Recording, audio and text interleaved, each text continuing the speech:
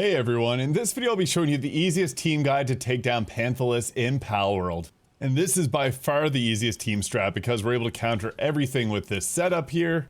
And we have lots of freedom in which pals that we want to use. And you don't even have to have your team maxed out. I'll be showing you actually a few different compositions you can use depending on the pals that you have or the pals that you want to use. Now, there is one essential in my opinion, Hellzephyr Lux here. This is going to change your player's attack type to electric and increase the attack by 20%. So obviously electric being strong against water. Alternatively, you can use Beacon, although they are a bit weaker and they don't have the same moves that Hellzephyr Lux have, but it can also work. And I've ran this boss like 20 plus times now to find out the best strategies. You want to have one of these too. Next is Solen. The very powerful Untainted Maiden ability will increase a player's attack by 80% if all pals in the party are a different species. This can actually be bred, there's actually a lot that can breed for this, but one that's easy is Blasmoth plus Frostallion. Combine those together and you can get yourself a Solen. Highly recommend having this just for the player attack boost.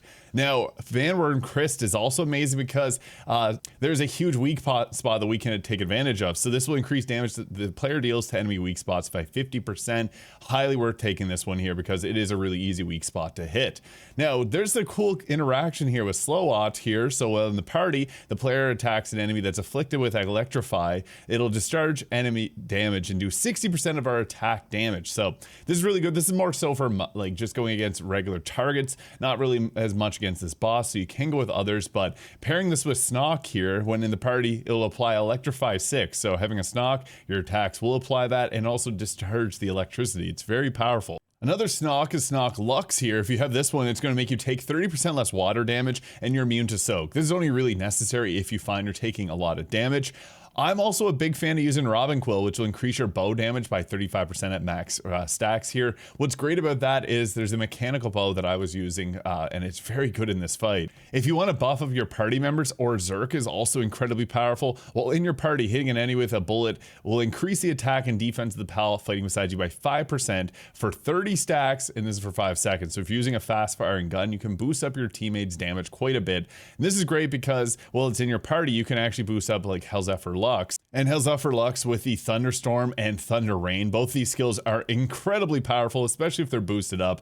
I would actually probably prefer to have like Shockwave there as well, but these two are like the main damage dealers. Now, Ophidia is also really good, but not really against this boss here. Really what's great about this is it flies Soak on your attacks, but this actually doesn't stack up whenever you're using something like the Snock, but this can be good for just giving this build usability against other enemies, not really this boss, as they're immune to Soak. But Gobfin, you can actually have 2 Gobfins. This will increase the player's damage by 20% each, and you can have 2 of them here. So you can swap out Slowot and Snock for both Gobfins. So you get Solen's damage buff, the attack bonus to the weak points, and then Hellzephyr Lux turning your attacks electric. And if you got it, use any type of boost like the Mazzarina cheeseburgers here, because these give a huge damage boost. So I'd recommend having those. Maybe I'm preemptively using a heal or 2 on your main. And the weapon I'll be using here is the heavy assault rifle, but you can use a rocket launcher or overheat rifle, and the mechanical bow is probably my favorite weapon here. If you got the plasma rifle, that will be the best option, but I want to show you guys how to do this live here because I'm pretty confident how good this is after running this many times. The trick here is stay low on the water here at the start with your pal. You're going to want to open up with Thunder Rain,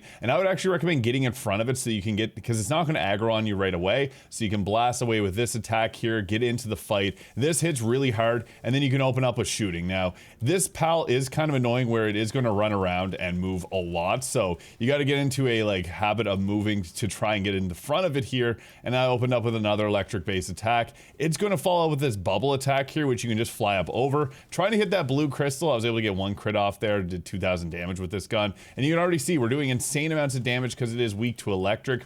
Watch out for the whirlpools here. You can fly back, and I would recommend keeping your stamina high so you get your moves off on your pal here.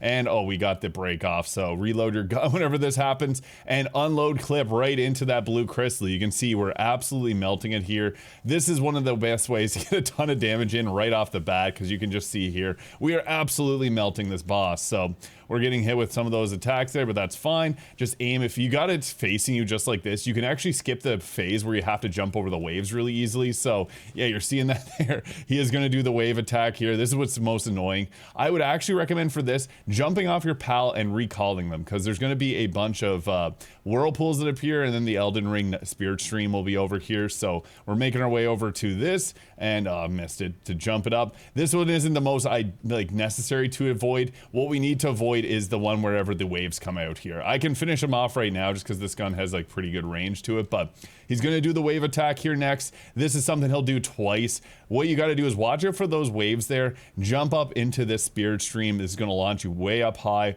over the wave here. And then if you got like triple jump boots, that works great, or the dashes, you're going to want to fly over the wave here. And again, I'm using this with pals that are like level 60, whereas this is a level 70 boss. And then you can end off with, oh, missed all those shots there. I like to go back and then call out your pal here. So once you get past that wave here, we could have just finished him off. I just wanted to do it for teaching purposes. This will clear it really quickly, and you can keep re-challenging this boss and catching more of them. So yeah, whenever it does this flop attack, you can also attack in this guy, but you see it there. We're able to just finish him off right now. He's got 1 health, and boom, finished it really easy live for you guys. That didn't take too much effort. So yeah, with this team comp, you don't even have to have your pals at level 70. They will absolutely decimate this boss and destroy it quickly. So yeah, Hellzephyr, Lux, Solen, Van Chris, and then you can use the Gob, Fins, or Slow It and Snock. These are just more so for just general mob purposes. And yeah, you can absolutely destroy this. If you have the plasma rifle, this will be a joke because this has crazy long range. But yeah, I was just using the heavy assault rifle there. Works great. So if this video is useful, hit the subscribe button below, and I hope you guys all have an incredible day.